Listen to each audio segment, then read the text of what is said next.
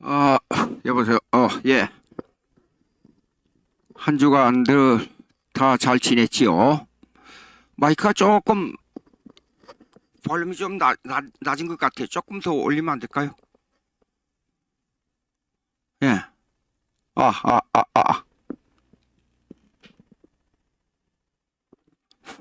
아. 됐어요. 조금만 더 낮추면 좋겠어요. 예. 오케이. 됐습니다. 잠깐 기도드리겠습니다. 하나님 아버지, 감사합니다. 오늘도 기독교를 공격하는 이 무리들을 향하여 우리가 어떻게 방어하며 어떻게 다시 역공하여 기독교라는 절대주의를 바로 인식하도록 해야 되는가. 생각도 많고 해야 될 일도 많을 때에 이상한 이론을 가지고 기독교를 폐마하는 이런 못된 무리들을 잘 정리해서 우리 성경대로 믿는 기독교를 정립하는 시간이 될 수 있도록 이 험징악을 주님께서 축복해 주시옵소서.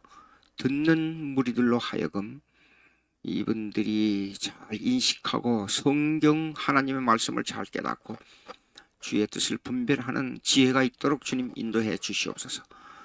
우리 주 예수님의 이름으로 기도하옵나이다. 아멘. 자, 오늘은 경험주의입니다. 자, 이전에 했던 거 다시 한번 요약하겠습니다. 587페이지 불가지론 나오잖아요. 이 불가지론은 이겁니다. 불가지론은 하나님을 인식할 수 없다. 근데 기독교에서도 하나님을 인식할 수 없다는 말들이 들어오가고 있어요. 근데 그것이 하나님을 인식할 수 없다 하는 말은 우리가 잘 알아들어야 됩니다. 무슨 말이냐 그러면 무슨 말이냐 그러면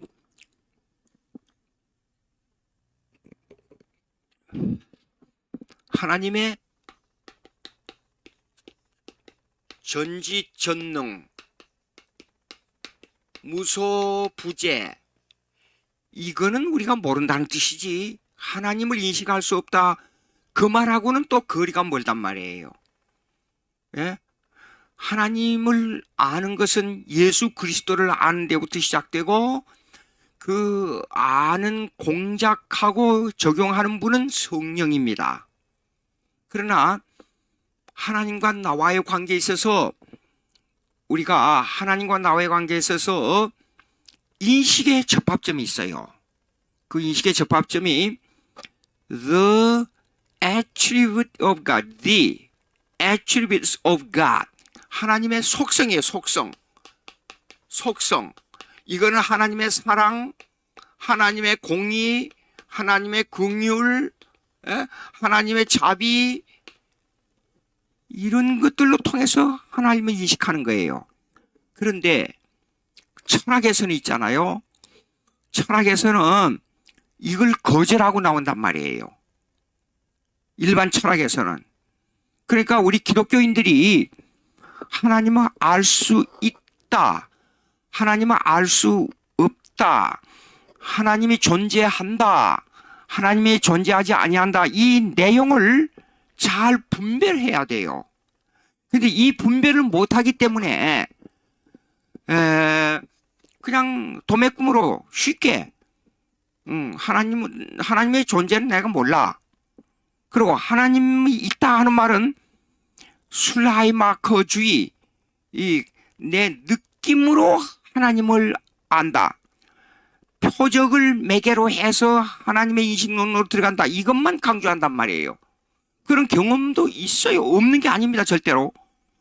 저도 많은 경험을 했으니까. 근데 하나님의 인식론은 뭘로 가야 되는지 한번 보십시오. 여러분들 책에도 있잖아요. 휴메 회의론. 데이빗 휴미 하나님의 인식을 뭐라고 그렇게 말하냐 그러면 하나님의 인식을 인과관계로 말합니다. 원인과 결과론. 그 원인과 결과론에 대해서 문제가 있는 게 많잖아요. 그러니까 자, 원인과 결과론이 반드시 1 더하기 1은 2다라는 결과가 안 나오는 것이 하나님의 인식론이에요. 그렇기 때문에 하나님의 인식론을 불가지론, 하나님은 알 수 없다, 그 개념으로 가지고 일방적으로 말할 수가 없어요. 그리고 하나님의 인식론을 꼭 과학에서 말하는 것처럼 원인과 결과론만 가지고 말하는 것이 아니에요. 그러면 우리는 뭐냐? 하나님의 인식론이 하나님의 말씀에 의해서 말씀을 매개로 하여 인식론이 돼야 됩니다. 근데 그 공작을 하는 분이 누구냐면 성령이에요. 하나님은 인격이기 때문에 성령은 인격입니다. 이 사람의 형편에 따라서 모든 주위의 환경과 모든 부분을 주의 뜻대로 그걸 조정하고 그걸 인식하게 만들고 우리 마음속에 양심에다가 그걸 공작하고 하나님의 인식을 공작한단 말입니다. 공작하고 그걸 하나님을 알게 하는 그 방법을 적용해요. 적용한다는 말은 무슨 말이냐? 그러면 하나님의 말씀이 인격적으로 내게 와서 그걸 알게 만들어요. 그 적용이에요. 그러니까 칸트는 보십시오. 인간의 지적 요소를 통해서 하나님을 알 수 없다, 이렇게 주장한단 말이에요. 합리적 방법으로, 이론으로 하나님을 알 수 없다. 근데 성경은 때로는 이론을 통해서 인식하게 만드는 것도 있고, 또 어떤 때는 이것을 하나님과 초자연적 사건을 통해서 하나님을 알게 하는 방법도 있고 그래요. 근데 성경은 이걸 다 가지고 있어요. 이론으로 설명하는 것도 있고, 또 그 다음에 초자연적 사건을 설명하는 것도 있고, 성경은요. 그러니까 성경을 통해서 인식해야 된다. 그 인식을 인격적으로 적용하는 분이 누구냐? 성령이다. 그렇게 딱 얘기합니다. 그 다음에 두 번째 합리주의 있어요. 600페이지 봅시다. 600페이지. 합리주의. 합리주의는 성경을 우리가 설교할 때, 여러분들 설교를 들을 때 대부분 내가 머릿속으로 이해하고 인식해야 설교가 머릿속에 들어오잖아요. 그 많은 설교들이 전부 합리주의에다가 기초를 둡니다. 합리주의에다가 기초를 두지만 이 내용을 인식하는 데는 성령이 역사해야 이해가 돼요. 설교를 아멘으로 받을 수 있다는 것은 그냥 내 이론적으로만 이해가지고 안 되는 부분이 많잖아요. 그러나 합리주의를 이론적으로만 설명해가지고는 다 안 돼요. 예? 그래서 이론적으로만 하나님의 존재를 설명하려고 그러고 하나님을 인식하게 하는 사람들이 누구냐 그러면 데카르트, 주로 17세기 철학자들이에요. 17세기 철학자들. 예? 철학자들이에요. 이 사람들은 모든 것을 이론으로 설명해서 인식하려고만 해요. 17세기 철학자들이에요. 데카르트, 예? 그 다음에 스피노자,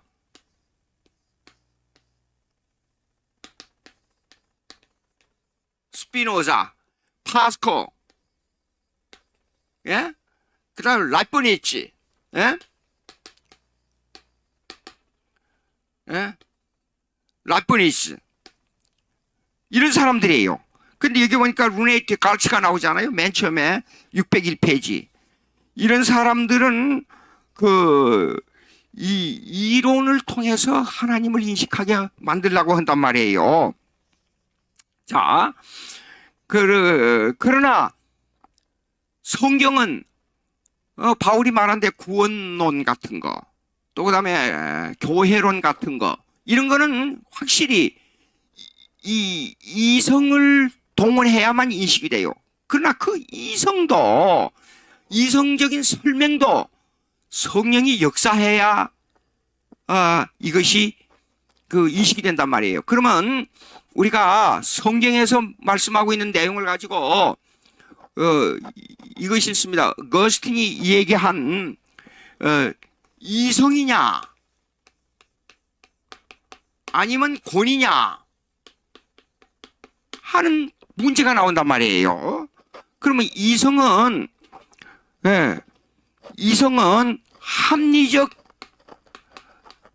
합리적 이해를 말하는 거예요. 그러나 권위, 그러면 믿음, 믿음, 성경, 그 다음에 성령의 사역,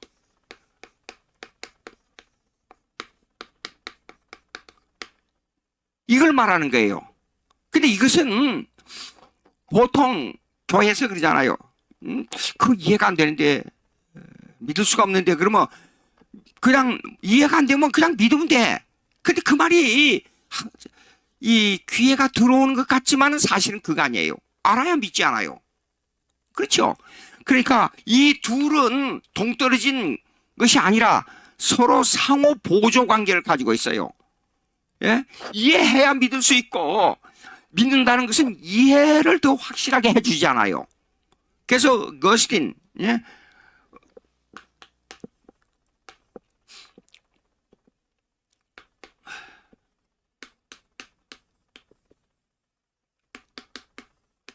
어거스틴은 권위냐 이성이냐 하는 것은, 권위는 신뢰의 기초를 두고 이성은 이해의 기초를 둔데 서로가 상호 보조하는 역할을 한다. 그렇게 말합니다.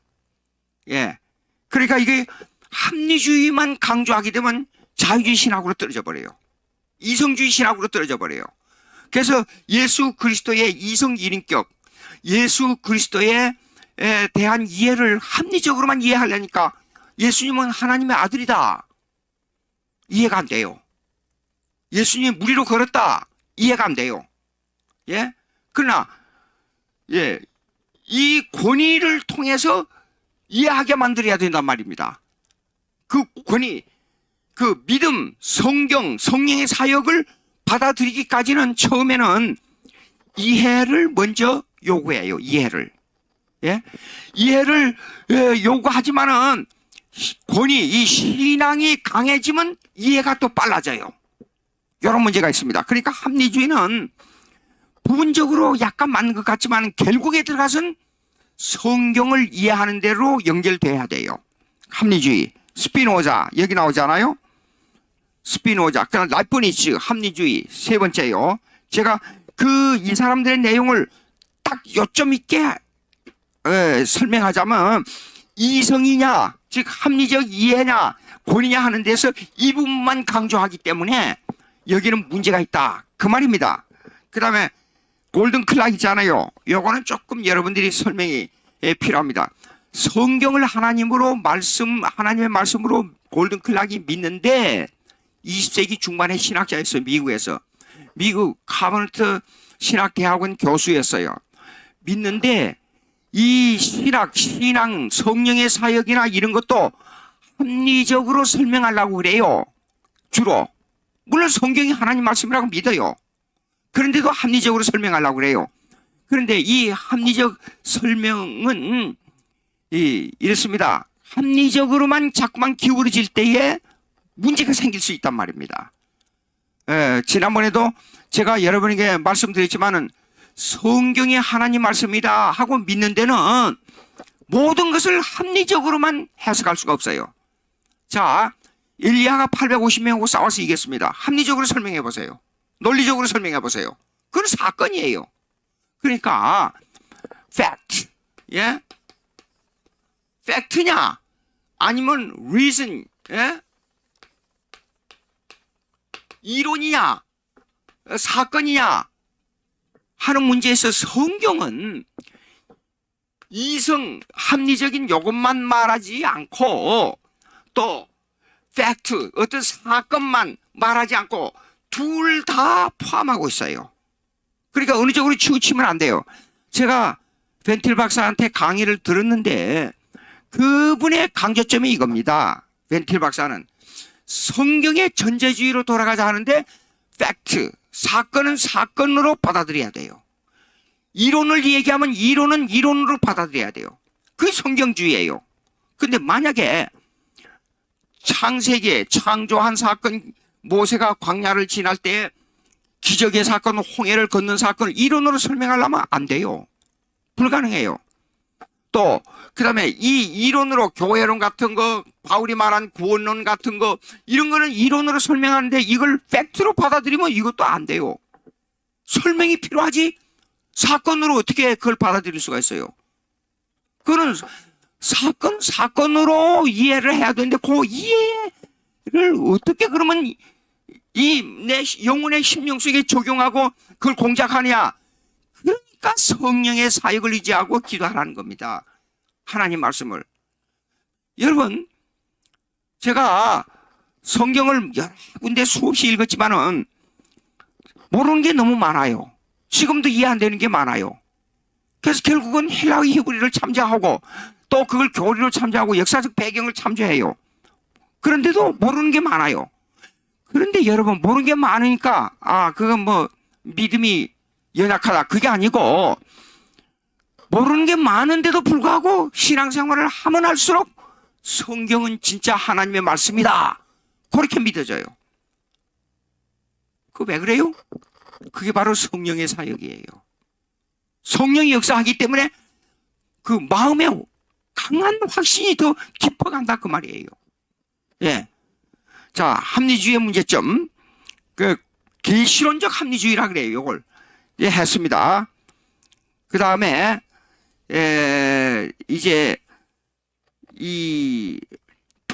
지금까지 이걸 쉽게 지금 여러분에게 설명해서 그렇습니다. 그 다음에 합리주의 했죠. 그 다음에 신앙주의, 무조건 믿으라주의도 뭐냐면 어떤 거는 이론으로 되어 있어요. 성경을 보면 특별히 교회론 같은 거는 그 목회서 스님 같은 거 보십시오.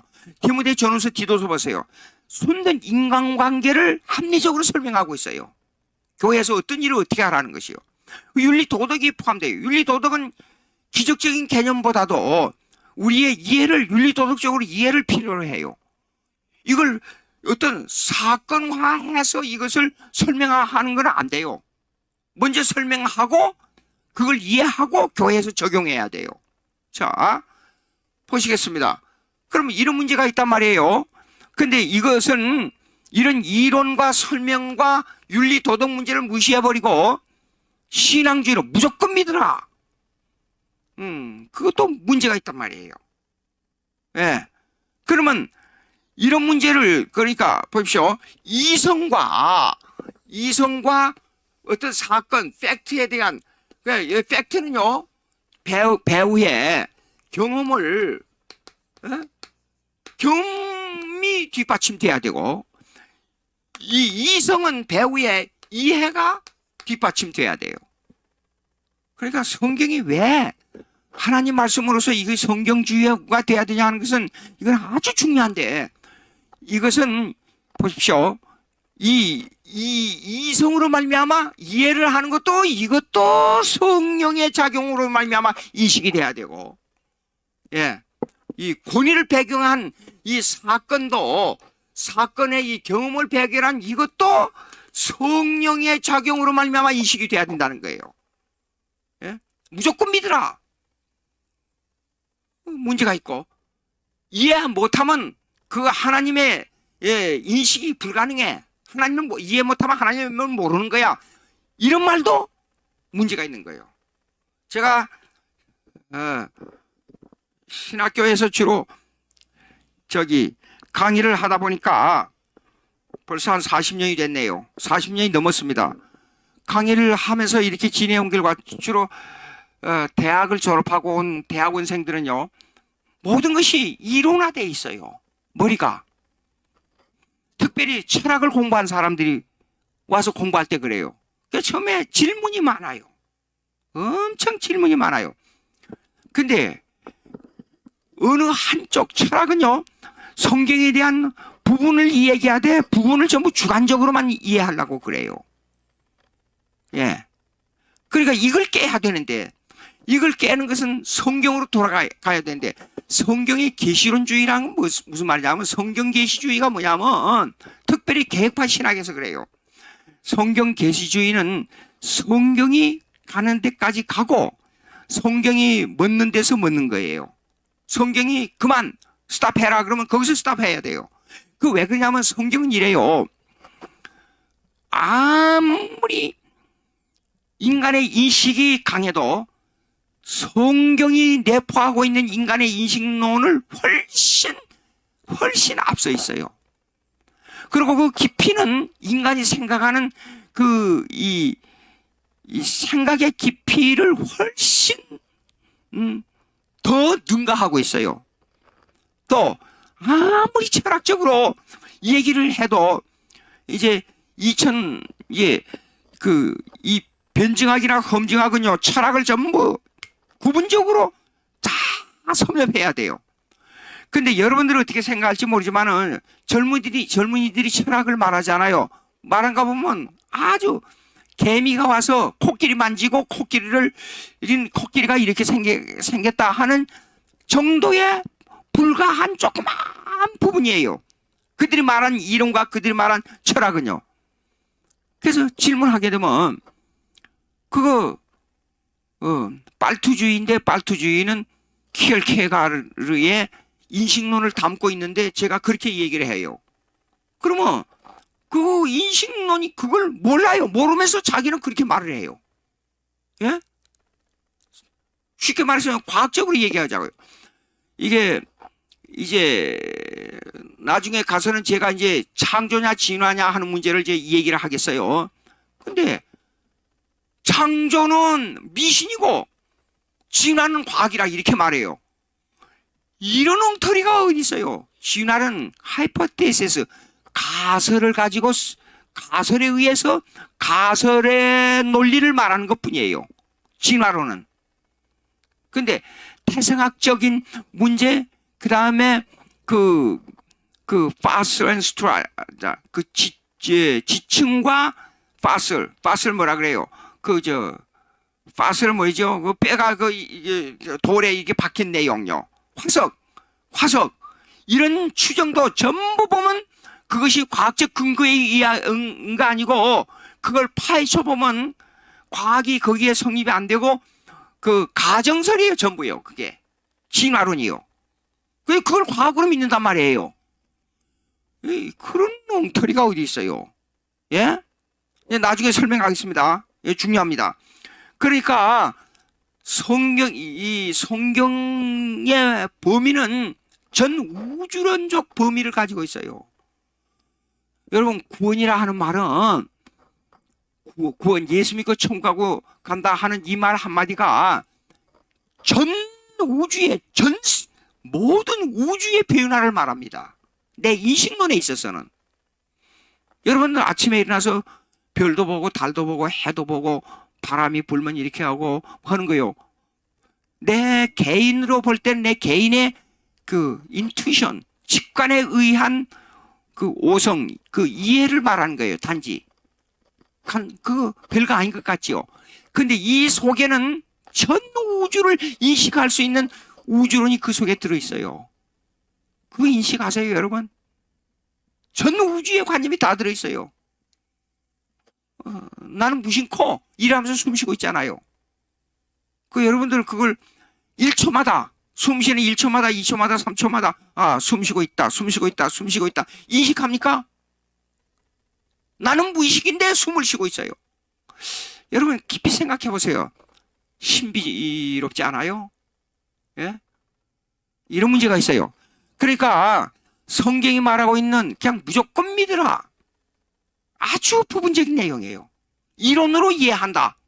어떤 교수가 옛날에 신학교 다닐 때 어떤 교수가 성경을 따닥 논리적으로 설명해야 된다 그래요. 예? 그게 맞아요? 아닙니다.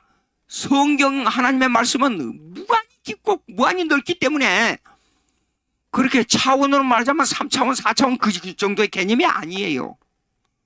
무조건 전 우주론적 개념을 포함하고 있습니다. 예. 그래 간단하게 생각하는 거 아닙니다. 그러니까 이 세 번째, 첫째, 불가지로 나오잖아요. 하나님을 인식할 수 없다. 문제가 있는 겁니다.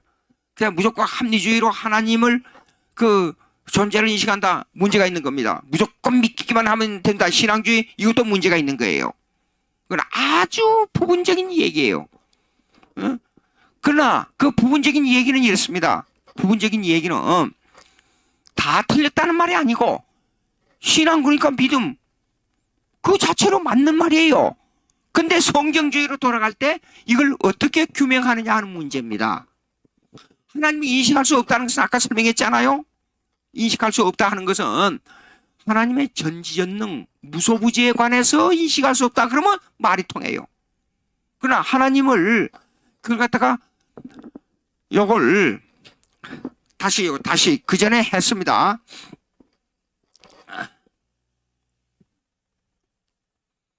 communicable attribute. 예?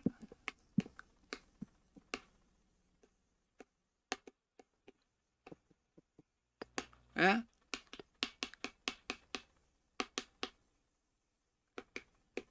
이 말은 뭐냐면 통할 수 있는 속성이에요. 통할 수 있는 속성이란 뭐냐? 하나님과 나와 기도할 때 하나님이 그냥 아무것도 보이지 않는데 하나님에게 뭘 상대로 기도합니까? 아버지를 어떤 분으로 하나님 대답을 해버렸네요. 하나님을 어떤 분으로 인식하고 기도합니까? 능력의 하나님으로 먼저 인식하고 기도합니까? 여러분 생각을 잘해야 돼요. 하나님을 아버지로 인식하고 기도해야 돼요. 자, 예수님께서 주기도문 가르쳐 주셨잖아요. 아주 중요한 주기도문 강해를 꼭 해야 되는데 그 첫째 문장만 보시라고요. 하늘에 계신 그러면 하나님의 능력, 초자연적 전 우주를 지배하신 하나님의 인격이에요. 하늘에 계신 하늘은 거룩과 능력과 초자연을 표시하는 거예요. 하늘은 땅은 인간의 범람하는 죄악 세상, 인간이 하는 그 인간들의 그 속성, 짐승과 같은 내용을 말할 때는 땅이라 그래요. 그러나 하늘에 계신 그러니까 초자연적으로 능력으로 거룩으로 계시네요. 근데 우리라는 복수로 썼어요. 왜 복수예요? 하나님의 백성, 하나님의 가족에 들어온 사람들은 무수히 많아요. 아브라함의 자손들이. 제가 아브라함의 자손이잖아요. 믿음으로. 예? 무수히 많아요. 그러니까 우리라는 복수를 써요. 근데 그분을 아버지 그랬어요. 하나님을 아버지로 받아들이고 신앙화해야 기도가 상달되는 거예요. 예. 그것이 아니면 미신들이 가서 징치고 바가지 두드리면서 뭐 복을 달라 하는 거나 똑같은 거예요. 그런 인격적 교제예요. 그 인격적 교제는 communicable attribute라 그래요. 통할 수 있는 속성. 왜 하나님에게 기도해서 뭘 달라 그러냐? 그 달라는 것은 바로 하나님은 사랑이기 때문에 그래요. 하나님은 공이기 때문에 자비하신 하나님, 능력의 하나님, 예? 능력도 어느 부분적으로 내가 인식할 수 있는 거예요. 그러나 전지전능이라는 것을 인식하지 못해요. 무소부재를 인식하지 못해요. 그걸 다 인식하지 못해요.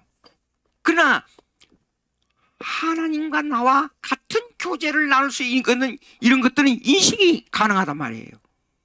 그러나 incommunicable, in이라는 것은 부정이라는 뜻이죠. 아니라는 뜻이에요.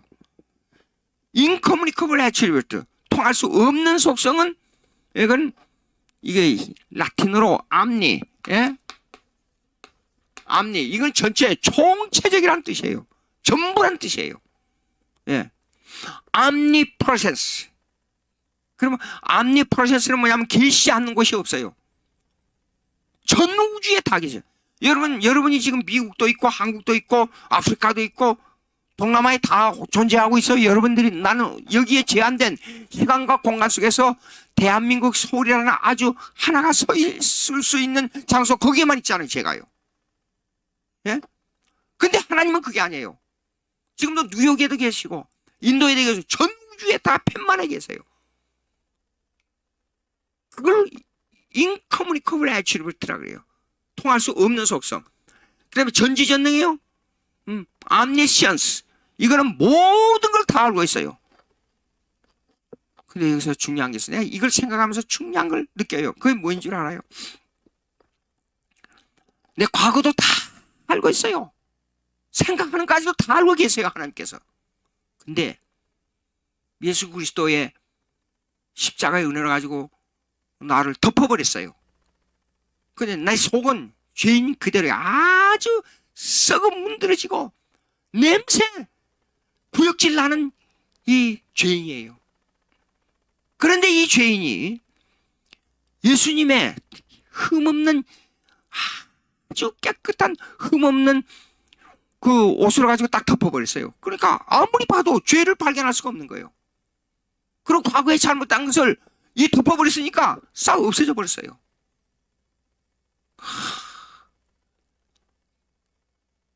이걸 깊이 빠져 들어가서 생각하면요, 기절할 것 같아요. 네. 그런 경험을 느껴요. 가끔 제가 만약에 이걸 들춰보십시오. 저의 그 덮었던 예수님의 100% 무한재란 흰 하얀 옷을 들춰냈다고 가져가십시다. 미쳐요. 예? 근데 한나라한 아들로 삼은 백성이기 때문에 내 모든 것이 싹 숨겨져 버렸어요. 어때요? 기가 막힌 얘기예요. 암니시언스. 예, 모든 것을 다 알고 계신다. 그 말이에요. 그거는 우리가 통할 수 없는 속성이에요. 하나님과 통할 수 없는 속성. 자, 그러면 이런 것을 다 가르쳐주고, 통할 수 있는 속성, 통할 수 없는 속성, 이걸 다 가르쳐주고 있는 곳이 성경이에요. 만약에 우리가, 출애굽기 18장 이후를 읽어보세요. 하나님을 실체로 만나면 죽어요, 우리가. 우리 몸이, 우리 지식이 터져버려요. 감당할 수가 없어서. 우리 영혼이 박살나버려요. 죽는다 그랬어요. 죽어요. 내가 하나님을 보면, 하나님을 찾아 나를 만나려고 하지, 보면 죽는다 그랬어요.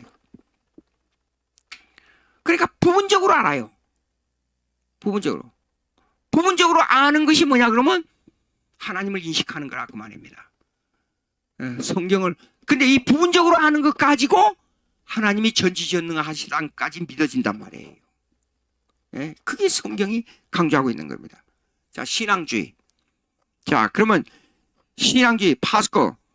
이 사람은 이성주의 철학자인데도 불구하고, 그 신앙주의를 강조하는데, 요거 잘 이해를 해야 됩니다. 파스칼의 이 얘기를요.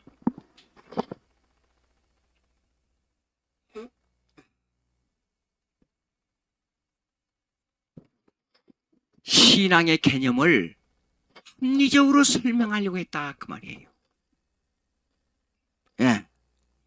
신앙의 개념은 합리적으로 해석이 쉽게 되는 게 아니에요. 예? 제가 이전에 교회에서 싸움이 벌어졌을 때요, 이렇게 앉아서 기도합니다. 하나님 아버지,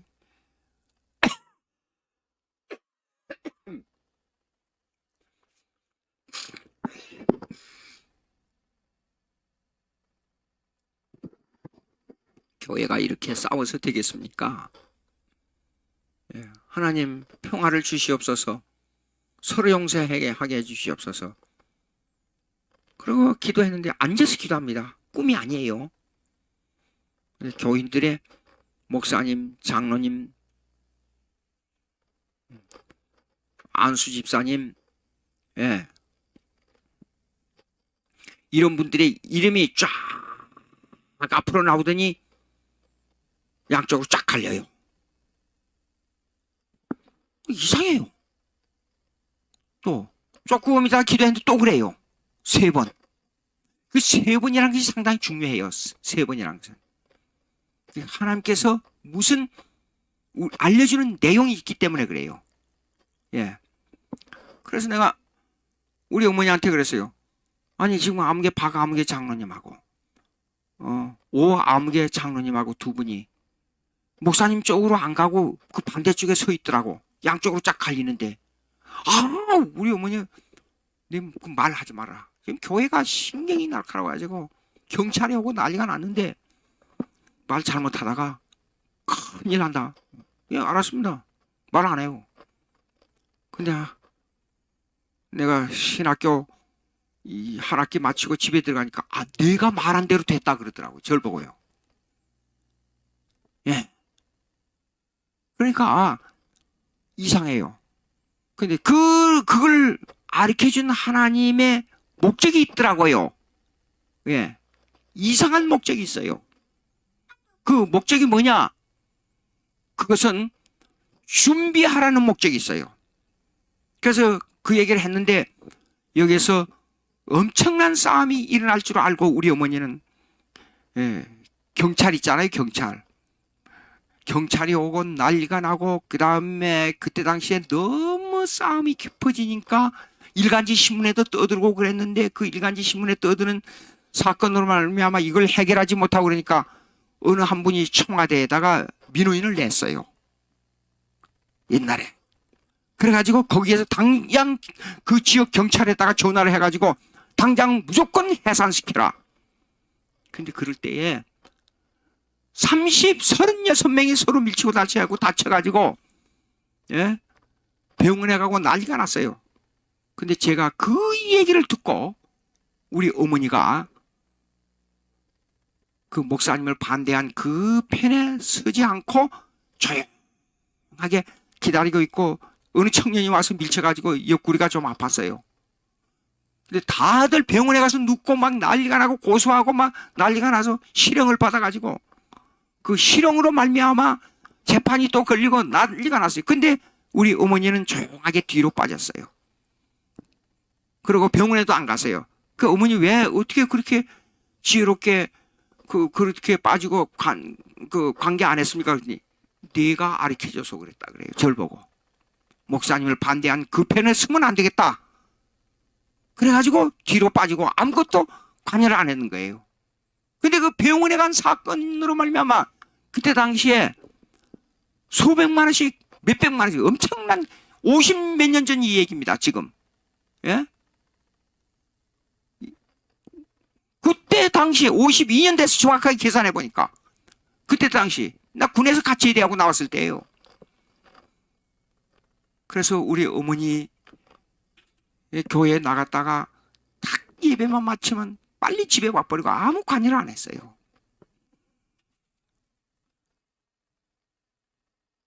큰 경험을 했습니다. 제가 큰 경험을 했어요. 이런 일들이 교회 목회하다 보면 별 일들이 많아요. 예. 그러니까 작은 사건이라도 하나님이 지금 역사하고 계시는구나. 그걸 빨리 눈치채고 빨리 그걸 아는 그 추적해내는 지혜가 있어야 돼요. 작은 일 같은데도 그런 일이 있어야 돼요. 그러면 이런 사건은 뭐냐면 신앙주의자들이 어떻게 인식해야 되냐는 문제가 나온단 말이에요. 이게 신학적으로 들어가 보자고요. 변증학적으로 들어가 보자. 험증학적으로 들어가 보자고요. 그 기초가 성경의 기본을 둬야 된다 그 말이에요.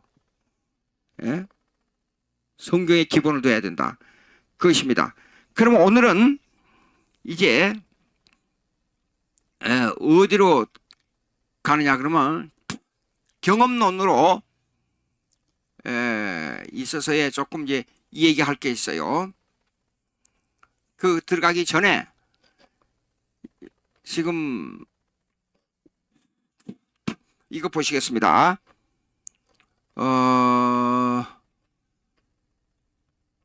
실존적 신앙주의 경험론 들어가기 전에 이렇게 하겠습니다. 628페이지 한번 보세요. 628페이지 교과서. 교과서는 이제 책을 어디가 사냐 그러면 기독교 서점 저기 생명의 말씀사에 가서 사면 좋습니다. 그거 가면 여러 권을 주문하면 다 옵니다. 그러니까 생명의 말씀사에 지방에도 책들이 나가 있어요. 서점에 한번 들려보세요. 없으면 주문하면 돼요. 그 서점을 통해서. 근데 좀 비싸요. 제가 보내준 책은 이제는 몇 권 안 남았기 때문에 싸게 보내줄 수 있는 기회를 아마 여러분들이 잃어버린 것으로 생각이 듭니다. 책의 모양은 이래요. 기독교 변증학, 크리스천 아폴로제틱스 해가지고. 자, 키엘케골의 신앙주의 보십시다. 그리고 키엘케골이 주장하는 종교에 대한 문제가 있어요. 설명합니다. 키엘케골은 철학자이지 신앙주의자가 아니에요. 그런데 제가 왜 이걸 실렸냐 그러면 놀만 가이슬러라는 사람이 있어요. 신학자입니다. 변증 신학자입니다. 근데 놀만 가이슬러가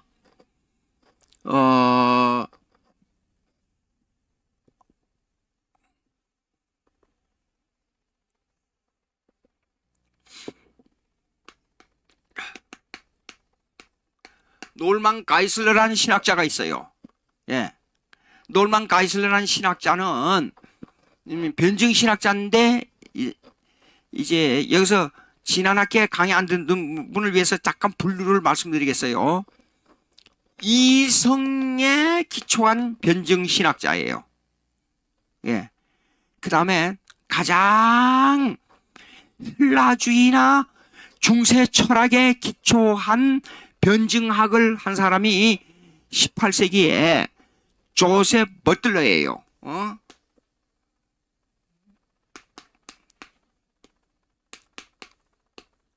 버틀러예요. 이거는 영국 성공의 감독이었어요. 예.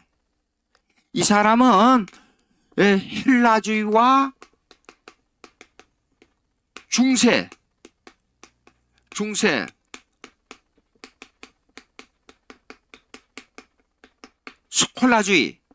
스콜라주의에 기초로 한 기독교를 변호한 사람이에요. 성경적이 아니에요. 예.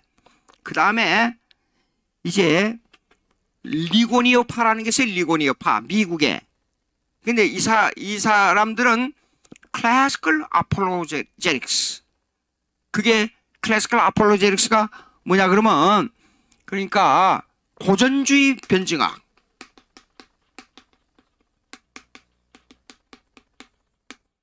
근데 여기에는 다 이것도 기독교의 절대주의를 말합니다. 그러니까 험증학이 돼요. 기독교 절대주의. 기독교만이 절대 종교라고 주장하는 것이 험증학이에요. 그러나 변증학은 뭐냐 그러면 기독교 다른 사상이나 이론이 들어올 때 이걸 역공해 가지고 개인적 지적 전도를 하는 것이 변증학이에요. 조금 차이가 있어요. 그러니까 험증학에는 보십시오. 어떤 주의가 나와요. 험증학에는 그 주의보다도 기독교주의가 위에 있다. 절대적이다. 그렇게 말한 거예요. 험증학의 개념은요. 근데 그 앞에 보십시오. 앞에 보게 되면 그 누구는 어떻게 말하고 누구는 어떻게 말하고 누구는 어떻게 말하고 어떻게 그렇게만 나와요. 변증학에서는. 이 책을 보시면 여러분들이 알아요. 그러면 이제 자 보세요. 요 고전주의 변증학은 여러분들이 혹시 이 책을 스프롤 이 사람이 있고 그 다음에 걸스너 이런 사람들이 있어요. 근데 이 버틀러나 이 가이슬러는 이성에다가 기초를 두고 있기 때문에 예? 서로 자기들끼리 통해요. 성경이 성경을 변호하는 것이 아니에요. 예? 성경이 성경을. 자, 여러분 보세요. 철학에 있어서 순환 이론이라는 게 있어요. 순환 이론.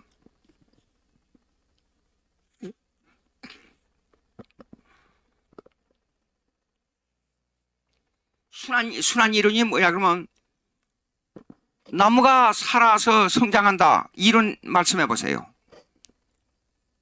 그러면 나무 자체가 뿌리가 물을 빨아올려 가지고 예?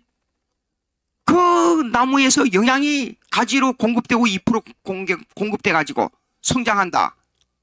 그거는 외부의 어떤 이론, 다른 증거가 필요 없어요. 나무 자체가 지금 말하고 있어요. 그건 순환 이론이에요. 순환 이론이 뭐냐? 그러면 이렇습니다. 순환 이론은 뭐냐? 포도주 있잖아요. 포도주. 포도주는 물이 포도주가 됐다 그렇지요. 요한복음에 나오는 기적의 사건이 있잖아요. 그거는 순환 이론으로밖에 증명이 안 돼요. 그런데 가장 정확한 이론이 순환 이론이에요. 어떤 의미에서? 과학은 역학 조사가 필요해요. 현재 일어난 사건에 대해서는요. 과학은. 근데 순환 이론은 그 자체가 증명해요. 자, 그럼 한번 순환 이론으로 제가 설명할 테니까 자 들어보세요. 그런데 이걸 얘기해. 요 자체를 가지고 이런 자체를 가지고 이성에서 이성으로 시작해서 이성으로 그걸 열매를 맺으려 하고 있기 때문에 이 사람들은 하나의 순환 이론의 기초를 두기보다도 이성에 따른 기초를 둬가지고 자꾸만 기독교를 설명하려 한단 말이에요. 예? 거기에는 문제가 있어요. 근데 이 이론들이 19세기까지 계속되고 20세기 와서 다시 이걸 번복한 변증학이 고전주의 변증학이에요. 예? 그래서 이 사람들은 성경의 순환 이론을 반대해요, 여기요. 이 사람들이. 즉, 성경의 전제주의를 반대한단 말이에요. 그게 틀렸어요. 예? 그러니까, 벤틸 박사는 이성주의로만 생각하려고 하는 기독교 변증학이나 험증학을 이 벤틸 박사는 공격하고 있잖아요. 특별히 조셉 버틀러의 이론을 공격하고 있어요. 순환 이론 얘기해 보자고요. 그러면 성경이 왜 순환 이론을 기초로 하고 있느냐? 자 보세요. 이론으로 한다고 해서 이론으로 성립되는 부분이 있고 팩트를 얘기하면 팩트를 가지고 성립되는 부분이 있지만은 한편으로만 가지고는 성경을 다 설명을 못해요. 물로 포도주식에 설명할게요. 그냥 물 부어라. 예수님의 명령 따라서 물 부었어요. 보니까 포도주가 돼버렸어요. 더 맛있어요. 이전보다도. 그럼 보십시오. 포도나무가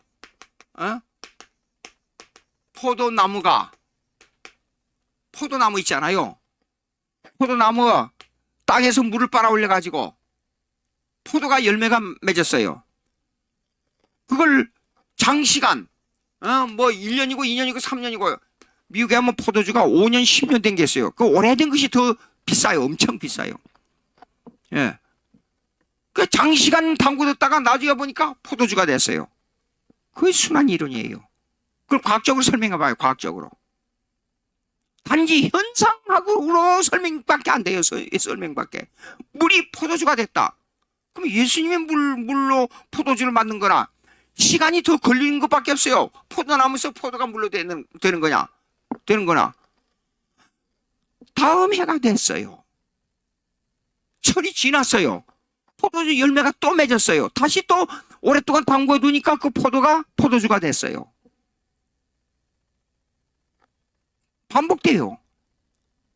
순환 이론이에요. 물이 포도주가 되고, 예? 다시 지나니까 또 물이 포도주가 됐어요. 또 물이 포도주가 돼요. 그거는 생물학적으로 그렇다. 그렇게밖에 말이 안 돼요. 그런데 그 생물학이, 즉, 성경은 생물학이 생물학으로 설명되는 게 아니라 순환 이론으로 말하면 이래요. 원인이 있잖아요, 원인. 예? 어떤 원인이 있어요. 그러면 이것이 결과가 나와야 되잖아요, 결과가. 이 원인과 결과 사이에 뭐가 있냐면 과정이라는 게 있어요, 과정. 예? 과정. 그럼 무슨 말이냐?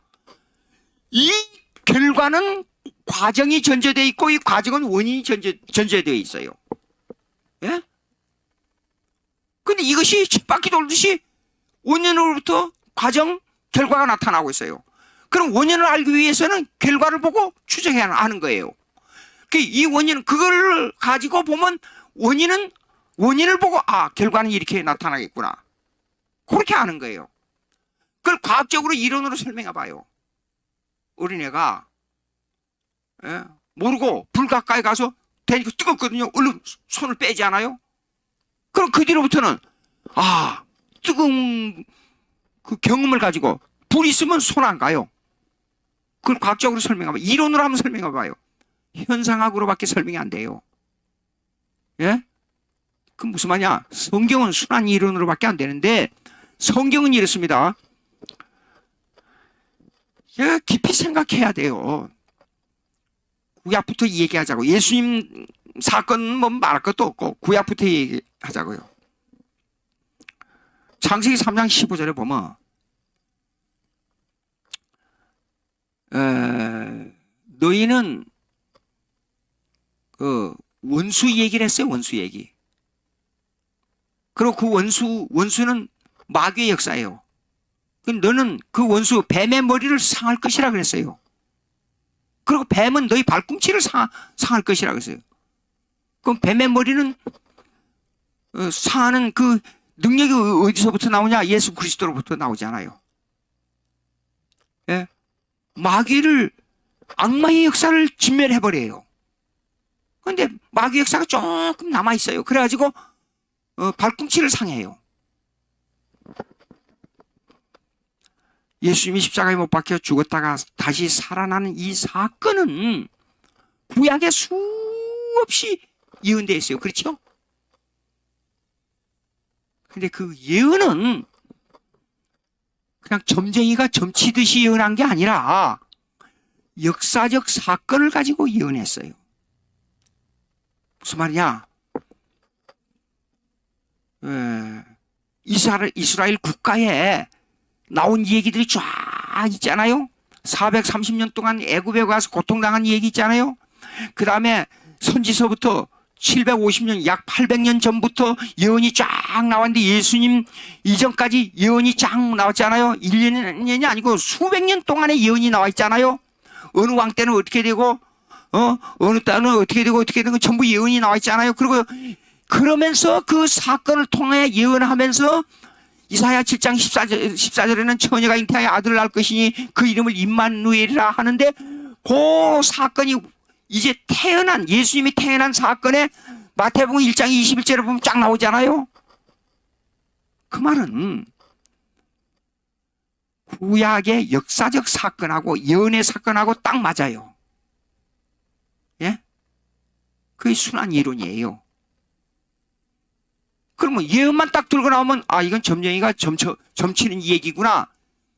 그렇게 얘기할 수 있어요. 근데 성경은 역사적 배경을 가지고 있어요. 예언이.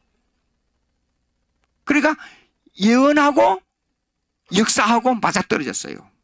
그럼 예언은 어떻게 이루어졌냐 알 수 있냐? 역사를 보면 알아요. 이루어진 역사를 보면. 그럼 구약의 예언이 정확하게 맞았다. 그건 어떻게 하냐? 예수님이 구약의 예언대로 오신 것을 보고 알아요. 그럼 예수님이 하나님의 아들로서 오셨다 하는 것은 예수님이 직접 시간과 공간 속에서 이적을 행한 사건, 예수님이 직접 이적을 행하면서 그 내용에 대한 것을 말씀하고 나서 신앙 고백을 요구했잖아요. 베드로 보고 주는 그리스도시요 살아계신 하나님의 아들이라는 걸. 그러면 주는 그리스도시요 살아계신 하나님의 아들이라는 걸 어떻게 하느냐? 바다를 꾸짖으시니까 바다가 잔잖아요. 예수님을 보고 그랬잖아요. 와, 누기간데 바다도 순종하는 거 그랬어요. 무슨 말이냐? 여러분, 철학자들에게 이게 아무리 설명해도, 제가 철학자들하고 다툼을 많이 했는데 설명해도 성령이 역사하지 않으니까 이해를 못해요. 보십시오. 이거 그리고 나중에는 이제 말이 맥히니까 이 사건을 들고 전부 구약을 들고 예수님의 모든 것을 들어서 얘기하니까 대답을 못해요. 철학자들이 철학을 공부한 사람이 그걸 대답을 못하면서 확신이 안 생기는 거예요. 왜 그래요? 대답을 못하면 믿어야 될 거 아니요. 그런데도 고개를 갸우뚱. 왜 그래요? 성령이 역사하지 않아서 그래요.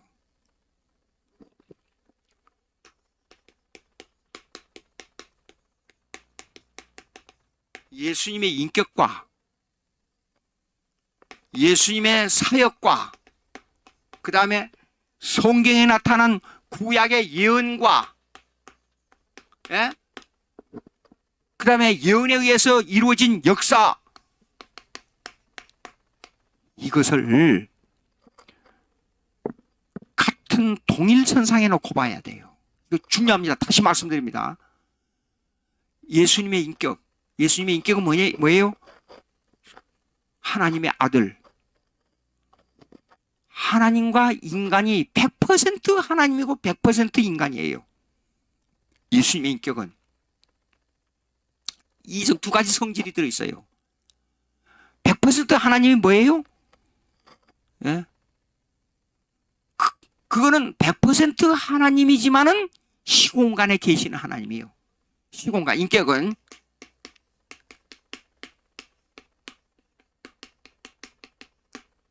100% 인간이지만은 100% 인간이지만은 이분은 죄가 없는 인간이에요. 무죄한 인간. 무죄한 인간이에요. 이거 예수님의 인격이에요. 그러니까 자, 한번 봅시다. 요한일서 1장 한번 찾아보세요. 요한일서 1장. 네? 요한일서 1장.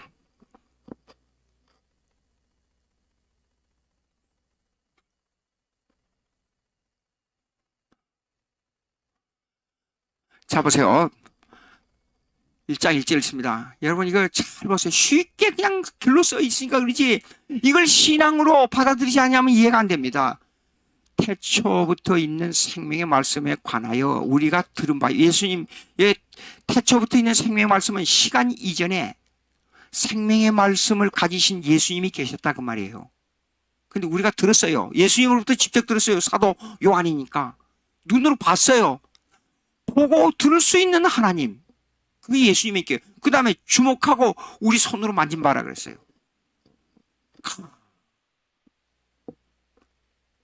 내가 예수님을 그렇게 그리워해요.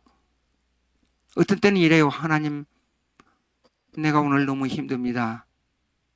2000년 전에 십자가에 죽으신 예수님, 지금은 내가 만날 수 없습니다. 예수님, 여러분 좀 이런 얘기를 하면 좀 우스운데 내가 좀 약간 좀 공갈퉁타서나 이런 얘기 하겠어요. 그 이미자 씨가 부른 동백아가씨 있잖아요. 하도 애절하게 불렀어요. 근데 제가 가사를 이렇게 동백꽃잎에 새겨진 믿음, 말 못할 그 믿음을 가슴에 안고 그렇게 불렀어요 제가. 예? 그 다음에 그런데 보십시오.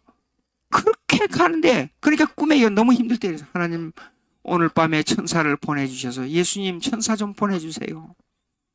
천사를 보내주셔서 나는 너를 사랑한다. 그 말 한마디만 남겨주고 가십시오. 그러면 내가 이 어려움을 위로를 받고 살 수가 있습니다. 배고픔을 이길 수 있습니다.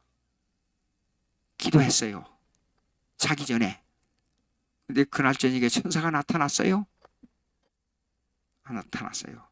나중에 알고 보니까 야, 성경에 다 있어. 나 너를 사랑한다. 근데 나는 너를 고쳐야 되겠어. 너의 신앙 그냥 예수 믿는 신앙 그 정도에서 끝나지 않고 하나님 말씀을 전해야 돼. 너는. 그러기 위해서는 내가 지금 70점밖에 안 돼. 근데 90점 이상을 올려야 돼.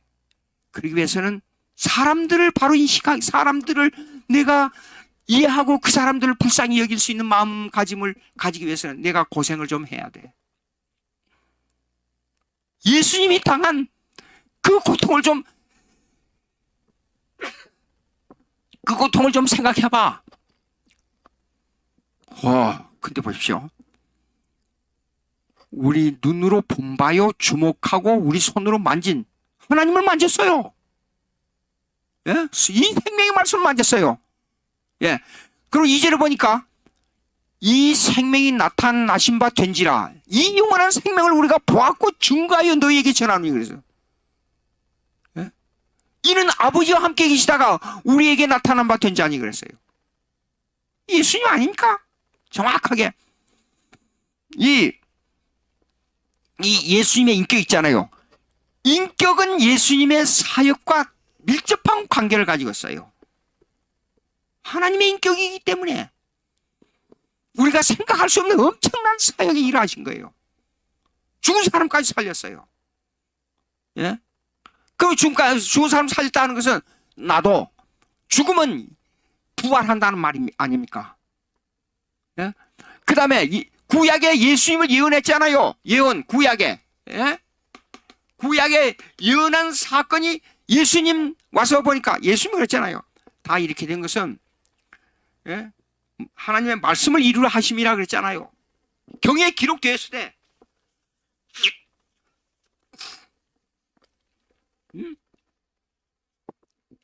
예언하고 관계가 있는 거예요. 그 다음에 이것이 그냥 호응했던 점쟁이가 하는 말이 아니에요. 점쟁이는 아무리 엄청난 예언을 한다 그래도 다 앞으로 일어날 사건을 다 맞춘 사람은 없어요. 근데 성경은 100% 예언이 이루어져요. 그것이 성경의 역사예요. 여러분요, 예수님의 인격하고 예수님의 사역하고 성경에 나타난 예언하고 성경에 나타난 역사는 동일선상에서 놓고 봐야 돼요. 이게 아주 중요합니다. 이 말은 내 개인에게 적용할 때는 이렇습니다. 예수 믿습니다. 그렇죠? 천국에 간다. 그럼 관념적인 문제가 아니고 그것이 예수님의 사역과 관계 있고 구약의 예언과 관계 있고 그것이 실제 시공간의 역사와 관계가 있는데 그 시공간의 역사는 반드시 하늘나라가 역사적으로 이루어지는데 거기에 내가 하나님의 자녀가 돼가지고 동참한다는 뜻이에요.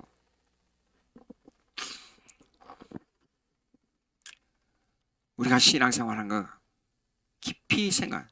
제가 유튜브를 어떤 분이 해달라 그래서 유튜브를 했습니다. 어떤 사람이 이렇게 질문했어요. 종교가 없이도 잘 살 수 있는데 종교가 왜 필요하냐?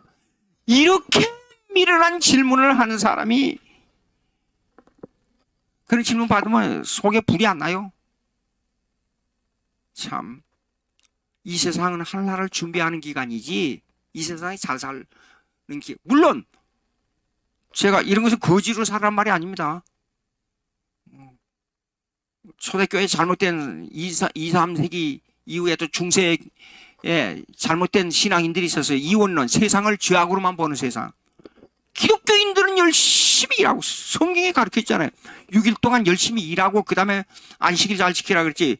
6일 동안 펑펑 놀다가 주일날 와서 거룩하게 예배드리라 그런 말은 안 했어요. 열심히 일해서 이어 산물을 가지고 어려운 사람들 도와야지요. 예. 그것이 기독교인의 자세입니다. 일반은 총의 하나님의 인식을 바로 해야 돼요. 자, 예. 그런데 이게 요거 왜 이렇게 깊이 자꾸만 설명하냐 그러면 실존주의라는 말은 뭐냐 그러면 실존주의라는 말은 지금 제가 설명한 이 개념을 무시하는 주관주의 생각을 가지고 있다 그 말이에요. 쉽게 말하면 나 혼자 생각하는 종교관이에요. 예? 객관적인 기독교 이론이 아니라 주관적인 기독교 이론만 가지고 있단 말이에요. 나 혼자 과거에 쉽게 말해서 실존주의는 이렇습니다. 2000년 전에 예수님이 십자가에 못 박혀 죽었다가 부활하셔서 승천하신 사건이 내 마음대로 생각해도 된다 그 말이에요. 그걸 역사, 제가 말씀드렸잖아요. 역사, 예? 여기 나온 이 역사적 개념을 무시해버리자 그 말이에요. 예수님의 인격과 사역을 무시해버리자 그 말이에요. 예수님이 그냥 도덕성생으로 봐도 돼. 예수님을 이걸 전부 무시하는 겁니다. 예수님을 로마 국가의 한거한 혁명가로 보자. 그렇게 해도 된다는 겁니다. 아, 무섭습니다. 말을 아주 기가 막히게 해요. 철학하는 사람들이 대부분 그래요. 말을 뱅뱅 꼬인 말만 계속 말해서 혼동되게 만들어요. 근데 말이 이상하니까 재미를 느끼고 철학이 굉장한 줄 알아요. 철학하는 사람들 같이 무식한 사람들이 어디 있어요? 예? 그 보십시오. 629페이지 킬케거리 주장하는 종교관의 3단계 보십시오. 읽어보면 여러분들이 이해가 됩니다. 거기에요. 예. 지금 제가 간단히 설명한 데는 그가 주장하는 주관주의라는 것은 지금 예수님의 인격, 사역, 예언, 역사를 무시한다 그 말입니다. 그리고 자기 혼자서 생각하는 거예요. 그게 주관주의예요. 예.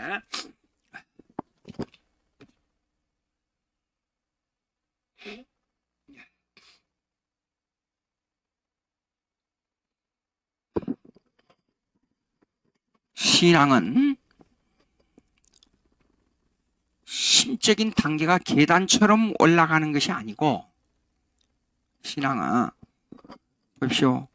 예수님의 인격과 사역과 예언과 역사를 어떤 때는 신앙인은 이래요. 예언이 이상하다. 어떻게 사람이 썼는데 이렇게 예언이 이루어질 수 있는가? 기가 막힌 내용이네. 받아들일 수 있어요. 일종의 심미적인 단계. 그 다음에 십계명을 보면 이 속에 하나님의 인격이 들었잖아요. 와, 하나님 대단한 분이시네. 아주 거룩하신 분이야. 또 받아들일 수 있어요. 예수님께서 물 위로 걸었다.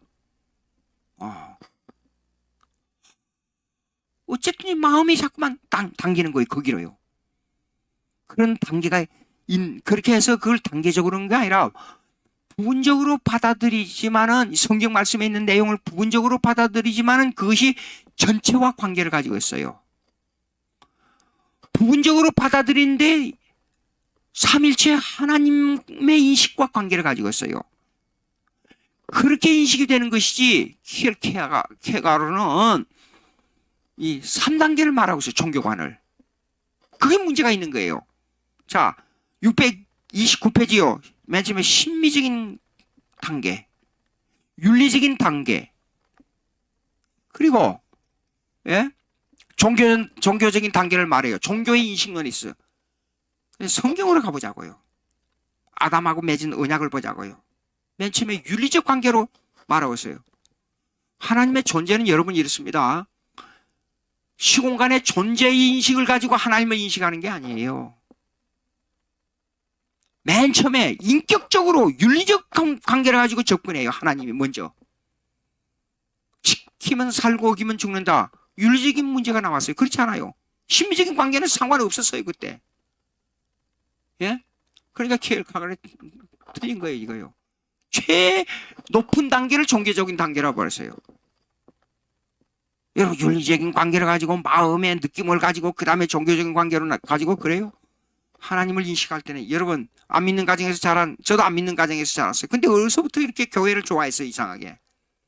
그리고 고등학교 다닐 때 죽음에 대한 문제를 안고 티네이저, 청소년기에 아주 예민할 때 그렇게 죽음을 가지고 고민을 많이 했어요.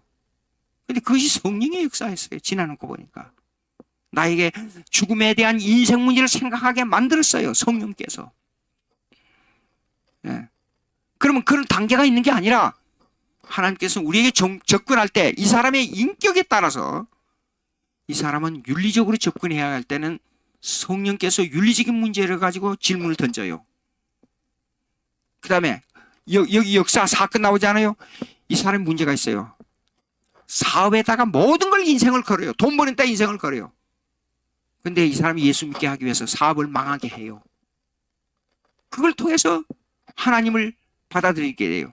성령은 인격에 따라서, 사건에 따라서, 환경에 따라서 그 사람에게 맞도록 모두를 적용하지, 이렇게 심미적인 단계, 윤리적인 단계, 그리고 종교적인 단계, 단계적 개념으로 접근하는 게 아니에요. 성령의 역사니까. 예? 이게 틀렸다 그 말입니다. 자, 킬케가로. 그러면 이제 지난번에 이제 어디를 하다가 말하냐 그러면, 예,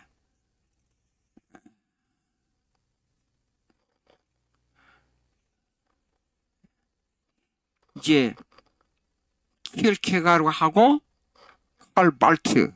여러분 혹시 발트주의라는 신학을 들어본 적이 있는지 모르겠어요. 칼 발트. 어느 목사님이나 어느 신학자나 어느 교수들이요, 발트를 우상화까지는 안 해도 아주 위대한 신학자, 20세기 최고의 신학자로 보는 분이 있더라고요. 근데 발트는 성경, 하나님의 말씀을 강조했다고 해서 그 사람의 말씀주의가 아니에요. 제가 언제가 얘기했잖아요. 지금 한국 교회에 아주 많이 유행하고 있는 신학적 단어가 있어요. 구속사. 근데 그것이 자유주의 신학의 개념을 모르고 구속사를 쓴 책들을 읽어보니까 그게 자유주의 신학의 개념이에요. 그게. 근데 독일 말로 하이얼스 게시시대라 그런데 그 내용을 모르고 구속사라고 책 나오는 거 보니까 예수님의 역사를 써놓은 것을 구속사라 그러고 구약부터 신약까지 성경의 역사를 써놓은 걸 보고 구속사라 그러는데 웃음이 나와요. 웃음이 나와. 구속사라는 개념은 독일 말을 해석하면 제가 여기에 이 칼발트를 얘기하려면 굉장히 복잡해요. 지금 칼발트를 얘기하기 위해서 이 얘기를 하는데요. 이렇습니다. 역사라는 개념을 독일 말로 계시대로 보자 그 말입니다. 예? 예? 이 계시대라는 역사관은 뭐냐 그러면 시간과 공간에 일어난 사건의 역사를 무시하고 내 머릿속으로 개인으로 해석의 역사에다가 중점을 두자 그 말이에요. 예수님께서 근데 이 구속사의 역사는 예수님께서 3년 동안 일한 거기다 초점을 맞춘데 그걸 거룩한 역사로 봅니다. 3년의 역사를. 예? 그래서 독일 말로 거룩한 역사. 그래서 이 앞에다가 하열스라 그래요. 하열스. 하열스 계시대라 그래요. 그걸 갖다가 3년 동안 일어난 사건의 역사인데 이거는 자기 마음대로 해석하라고 말입니다. 이걸 성경에서 말씀하는 예수님의 인격과 예수님의 사역과 이 사역에 대한 예언, 구약의 예언과 이것이 시공간에 나타난 역사와 관계없다 그 말이에요. 그것이 구속사 개념이에요. 중요합니다. 근데 저도 존 프레임 교수 지금 90이 훨씬 넘었습니다. 존 프레임 교수한테 강의를 들을 때 이 구속사를 자유주의 신학의 개념을 잘 설명하고 있어요. 이거는 자유주의 신학입니다. 딱 그러더라고요. liberal theology. 예? 왜 자유주의 신학이냐? 제가 지금 이 얘기한 그대로 이 얘기를 했어요. 존 프레임 교수가요. 예. 20세기 말에 그 다음에 21세기 초에까지 이게 아주 유명한 변증 신학자입니다. 존 프레임 교수가요. 그 유명한 신학교 가서 교수하고 다투다가 박사학위 문제인데 그 교수를 보고 그랬다고 그러잖아요.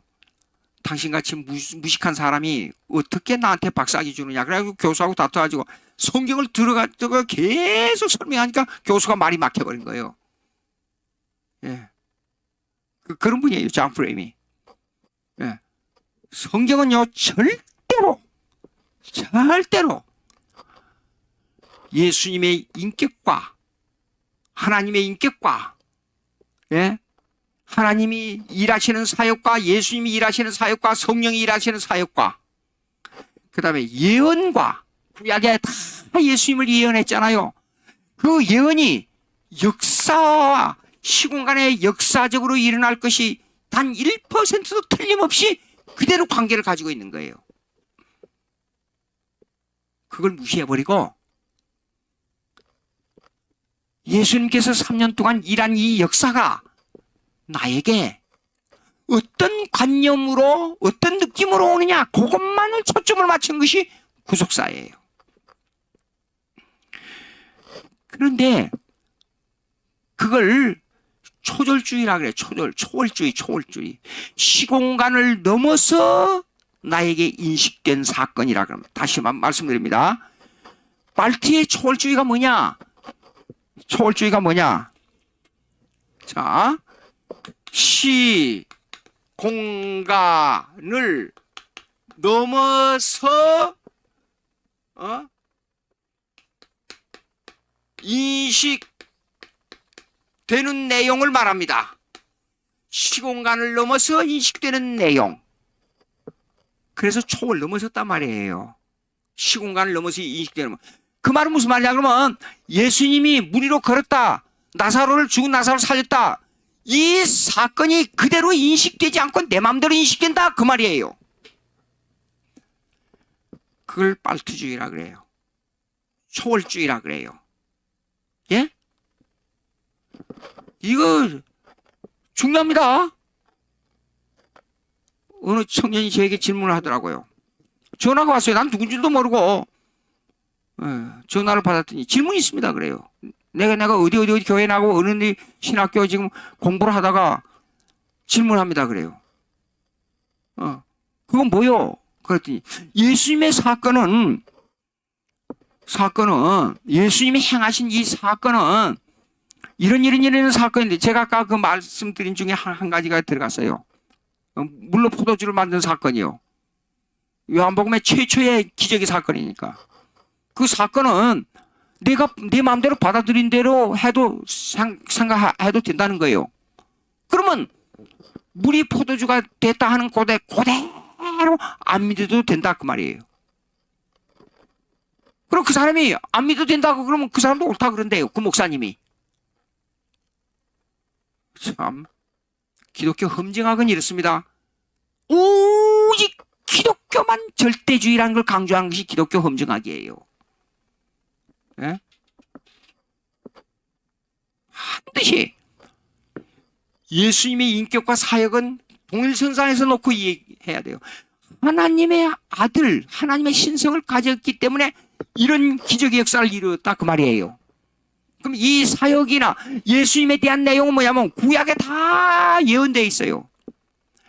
근데 그 예언은 점쟁이가 말한 것이 아니라 이스라엘이 걸어온 아브라함 인물이 다 나와요. 어느 누가 언제 어디서 무엇을 했는데 그들이 예언한 사건, 그 역사를 통해서 예언했잖아요.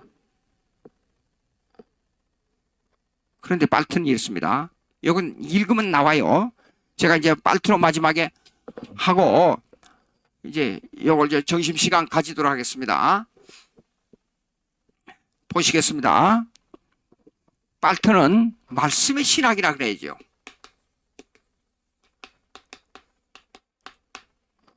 말씀의 신학이라 그러니까 성경을 강조한다고 믿습니까? 아니에요. 말씀이 아까 초월주의라 그랬죠. 초월적으로 나한테 적용될 때만 말씀이라 그래요. 성경 말씀은 객관적 역사관을 가지고 있어요. 객관적 역사관이 뭐예요? 나와는 상관이 없는데도 모든 역사는 하나님의 뜻대로 되는 거예요. 그것을 말씀하고 있는 것이 성경이에요. 예수님이 때가 참에 예수님 오셨다 그랬잖아요. 그 때가 참에 예수님이 오신 것은 창세전에 이미 계획된 거예요. 그래서 때를 맞춰서 오신 거예요. 그러면 역사적 배경을 봐도 그건 맞아요. 왜 역사니까? 아까 역사라고 그랬잖아요. 역사니까. 로마가 세계를 통치했잖아요. 세계에 단 한 가지 언어가 있는데 코인의 헬라어였어요. 예. 또 그다음에 로마는 각 지방정부에 대한 정책을 시도했잖아요. 연방정부식으로. 그래서 복음이 들어갈 수 있는 길을 로마의 시민권만 가지면 복음을 전할 수 있는 길을 전부 만들어놨잖아요. 그때 예수님, 그리고 유대인들은 그 메시아 사상을 가지고 있는데 다윗 왕국의 회복을 바라는 정치적 메시아 사상을 가지고 강하게 갈망하고 있었잖아요. 그때 예수님 오신 거예요. 딱 맞아떨어져요. 그건 무슨 말이야? 전 세계로 복음이 퍼져나가기 위해서 모든 역사를 주관하시고 그걸 준비해 놓으시고 예수님이 이 땅에 오신 거예요. 근데 그런 사건을 무시하고 그런 객관적 역사관을 무시하고 예수님이 이 땅에 오셔서 행한 그 사건이 나와는 내가 적용될 때만 하나님의 말씀이고 나와는 그런 건 상관이 없다. 나는 그거 인식이 안 돼. 그건 나와는 상관이 없는 거예요. 예? 그 말씀이 순간적으로 나에게 임할 때만 말씀이다. 객관적인 역사와는 상관이 없다. 그런 무서운 말을 했어요. 나는 내가 말씀을 인식하지 못하는 것뿐이지 하나님의 말씀대로 모든 역사가 이루어져요. 예? 이 내용을 알고 나면 이래요. 내가 부족해서 하나님을 바로 인식하지 못하는 것이지, 예? 성경이 나에게는 인식이 안 되기 때문에 하나님 말씀이 아니다. 그건 틀린 생각이에요. 내가 말씀을 인식하지 못하는 것은 내가 부족해서 그런 거예요. 내가 죄인이기 때문에. 악마에 사로잡혀 있기 때문에. 여러분, 죄 안 지어야 된다는 거 알고 있잖아요. 근데 죄 안 짓고 사는 사람이 있어요? 알면서 안 되잖아요. 예. 그래서 이 말씀이 순간적으로 임할 때만 하나님 말씀이라 그 말이에요. 발트 주장이. 그걸 갖다 크라이시스 디알라지라 그래요. 순간적으로 오기 때문에 위기신학이라 그래요. 그걸 보고. 왜? 위기적으로 만난다 그 말이에요.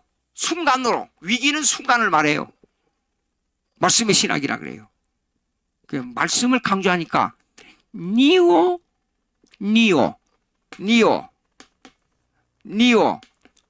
예? 이게 올토독사니즘이래요.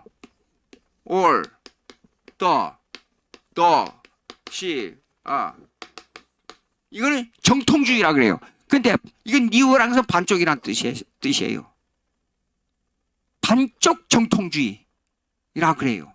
이걸 보고 성경에 대한 말씀이 적용될 때만 말씀이고 그 외에는 아니라 그렇게 하니까 한쪽만 받아들이잖아요. 이걸 갖다가 신정통주의라 그래요. 이건 새로운 신이 아니고 이건 뉴가 아니에요. 예? 이거는 반쪽이란 뜻이에요. 이거는 반쪽. 그래서 발트주의는요 여러 가지 신학의 이름이 있어요. 신정통주의, 예? 위기신학, 말씀의 신학인데 순간적으로 임하는 말씀의 신학, 이렇게 말한 거예요. 그러면 키엘케가르의 얘기를 들어보자고요. 키엘케가르는 역사를 어떻게 보느냐, 성경의 객관적인 역사, 과거의 시간 속에서 일어난 역사, 이걸 무시하고 자기 마음대로 해석하는 역사관을 강조하지 않아요. 발트도 똑같잖아요. 위기적으로 만날 때만 하나님 말씀이고 그때는 하나님 말씀이 아니다. 이거 깊이 생각해야 됩니다. 예? 여러분 텔레비 보면서 복음 설교 들으면서 잘 분별해서 듣기 바랍니다. 제가 여기서 말하기는 참 거북하지만은 어떤 그 오라는 목사님이 계세요. 그 설교하는 내용에 보니까 배경에는 자유주의 신학을 깔고 있는데 상당 부분 발트 신학을 깔고 있더라고요. 예. 그런 문제가 있어요. 우리는 말씀으로 돌아가야 돼. 이 말씀으로. 성경 말씀에 언제나 성경 말씀은 내가 인식을 못해서 내가 부족해서 성경이 다 이해가 못 되는 것이지 성경 말씀이 문제가 있어서 되는 거 아니고 성령의 역사가 적용 안 시키기 때문에 내가 인식을 못하는 것이지 말씀은 언제나 말씀이에요. 언제나 객관적으로 존재하는 말씀. 칼 발트 조심하시기 바랍니다. 요거 다음 단계를 하려니까 조금 시간이 그래서 약간 좀 일찍. 자, 어디서 보냐 그러면 642페이지 보세요. 자연주의와 대립된 발트 신학. 예. 그걸 642부터 643까지 읽어 보시면 나옵니다. 자, 기도하겠습니다. 하나님 아버지 감사합니다. 오늘 또 이렇게 우리의 다른 사상들에 대해서 공격하면서 기독교만이 제일 절대 신앙을 가져야 한다는 것을 생각해 봤습니다. 하나님 아버지, 저의 마음을 이해해 깊은 은혜를 주시옵소서. 하나님을 받아들이는 이 권위에 순종하는 믿음을 저희들에게 주시옵소서. 예수님의 이름으로 기도합니다. 아멘.